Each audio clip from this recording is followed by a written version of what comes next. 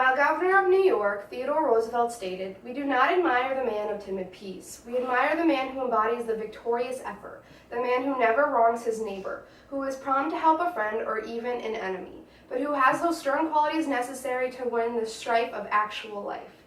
Theodore Roosevelt is himself that man we admire. Roosevelt is remembered for his environmental activism, his time as a military leader, and being the 26th President of the United States of America. Theodore Roosevelt was an exceptional man to be revered, which I will demonstrate through three main points.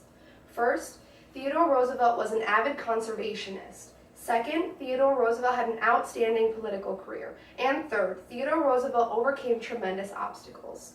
Of the many great things one mentions when talking about Theodore Roosevelt, his love and admiration for nature ranks highly on the list. Let's go to my first main point. Theodore Roosevelt was an avid conservationist. David Starr Jordan, who personally knew Theodore Roosevelt, wrote in the magazine Natural History, Personal Glimpses of Theodore Roosevelt in 1919, "I once took occasion to remind Mr. Roosevelt that they spoiled a good naturalist in making him a statesman, but the naturalist was never submerged in the exigencies of statesmanship. During an automobile drive in 1912 across the Santa Clara Valley, Roosevelt displayed a keen interest in the sparrows and warblers of the thickets along the road. These he could recall by their first names and even some by their second. Once in the Yosemite with John Muir, he noted elements in bird and squirrel life which had escaped even John's keen eye." The website biography.com wrote an article or biography on Theodore Roosevelt in 2015, in which they wrote that Roosevelt had been deemed the country's first environmentalist president. In 1906, he signed the National Monuments Act, protecting sites like the Grand Canyon and preserving countless wildlife sanctuaries, national forests, and federal game reserves. He also made headway with the nation's infrastructure, instigating 21 federal irrigation projects. Theodore Roosevelt's determination to preserve the environment was extremely admirable, and so much of what Roosevelt did for the environment he did during his presidency, which lasted from 1858 to 1919. Now, on to my second point. Theodore Roosevelt had an outstanding political career. The website biography.com noted how Roosevelt initiated a massive public relations effort, engaging in his unofficial policy of speak softly and carry a big stick. Roosevelt bulked up the U.S. Navy and created the Great White Fleet, sending it on a world tour as a testament to the U.S. military power. He also helped expedite the completion of the Panama Canal by providing tacit approval of the Panama Revolution with funds and a naval blockade, preventing Colombian troops from landing in Panama.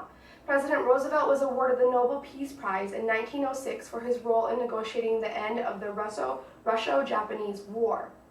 Further, at age 42, Theodore Roosevelt became the youngest man to assume the U.S. presidency.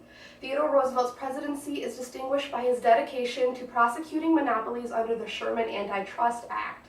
Out of this commitment grew a benchmark of his first term, the Square Deal, a domestic program that embraced the reform of the American workplace, government regulation of industry and consumer protection, with the overall aim of helping all classes of people.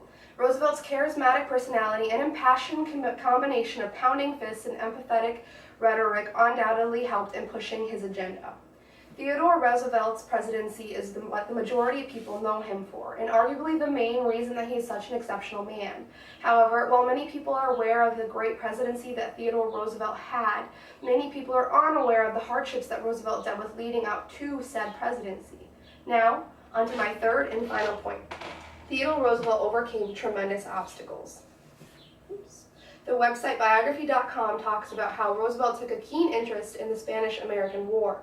He left his government post to organize a volunteer cavalry known as the Rough Riders, which he led in a bold charge up the San Juan Hill and the Battle of San Juan Heights in 1989. A war hero and nominated for the Medal of Honor, Roosevelt was elected governor of New York in 1898. William W. Peavyhouse wrote in A Tribute in Rhyme to Theodore Roosevelt about Roosevelt's courage. The great courage of Mr. Roosevelt and his lack of fear was shown after he was shot in Milwaukee on October 14, 1912. When he recovered from his wound, he was told that he was foolhardy to make a speech after he had been shot.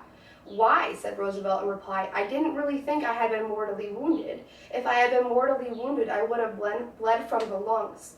When I got to the motor I coughed hard 3 times and put my hand to my mouth. As I did not find any blood, I thought I was not seriously hurt and went on with my speech.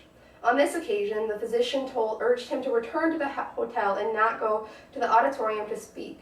The colonial replied, "I will deliver this speech or die, one or the other." After he completed his memorable address, his shoes were filled with blood rushing from his gaping chest wound.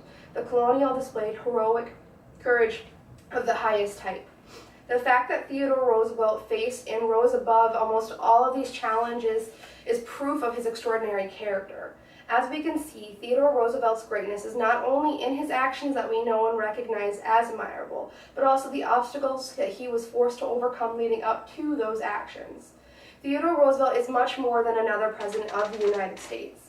He was a warrior, an environmental activist, a leader, and an unbelievably courageous man. He is, in fact, the man who embodies the victorious effort, the man who never wrongs his neighbor, who is prompt to help a friend or even an enemy, but who has those stern qualities necessary to win the stern strife of actual life. Theodore Roosevelt was an exceptional man to be revered, which I demonstrated through 3 main points. First, Theodore Roosevelt was an avid conservationist. Second, Theodore Roosevelt had an outstanding political career. And third, Theodore Roosevelt overcame tremendous obstacles. Thank you.